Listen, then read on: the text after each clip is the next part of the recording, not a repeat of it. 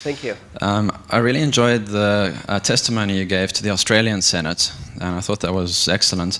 And in it, you mentioned and warned against the dangers of custodial accounts. Yes. And at that point, I realized that all of my cryptocurrency was actually locked up in custodial accounts, and by implication, it wasn't mine because I didn't have the private keys. Yes. How do you, in practice, use Bitcoin both as a long-term store of value and as something that you transact with between all the options available, paper wallets, potentially custodial accounts, other kinds of online wallets, etc.?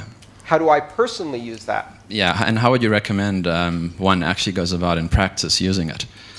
Okay. Since 2013, the maximum amount of time I have left currency, crypto or fiat, on an exchange is 15 minutes. I transact weekly, sometimes more often.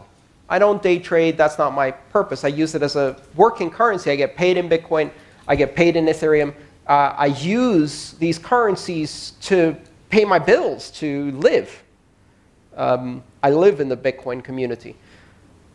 And so I have to transact. And I often have to exchange because I can't always buy the things I want with cryptocurrencies.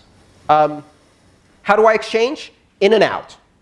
In, 3 confirmations, sell, ACH or bank transfer out. I don't even leave fiat on exchanges. I don't trust them to hold money. I don't trust banks to hold money. How am I going to trust a 2-year-old startup that has 6 employees? Are you kidding me?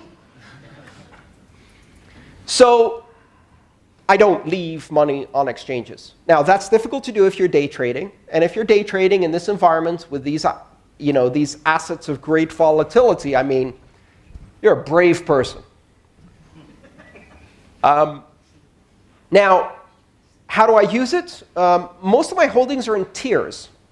So think of it as warm or hot to cold all the way down to deep freeze, right? On the cold side, I hold a small amount, honestly, because this hasn't been a most profitable idea, jumping into an untested technology and not getting paid for a couple of years. But anyway, I have a whole small amount of Bitcoin that I hold in deep cold storage. That means that they're held on keys that are not instantiated on any device, that exist in such a way that they're encrypted with a memorized passphrase, which I have also communicated to people who might become my heirs so that they don't get lost with me. And that's cold storage. Then I have an intermediate tier, which is on a hardware wallet, actually several hardware wallets. Again, pin protected, passphrase protected, backed up with mnemonic phrases. And then I go to the warm tier, right? I have a small amount of operating cash that I use for my businesses, to pay subcontractors, et cetera, et cetera. Those are in multi-signature, either multi-signature, multi-party wallets, meaning there are other people who are required to consent, or multi-signature, multi-factor wallets, in which case I'm the only party, but I have several devices that need to sign independently in order to exercise a transaction. And finally, I have my hot wallet, which is in my back pocket, and is, at the moment, mycelium.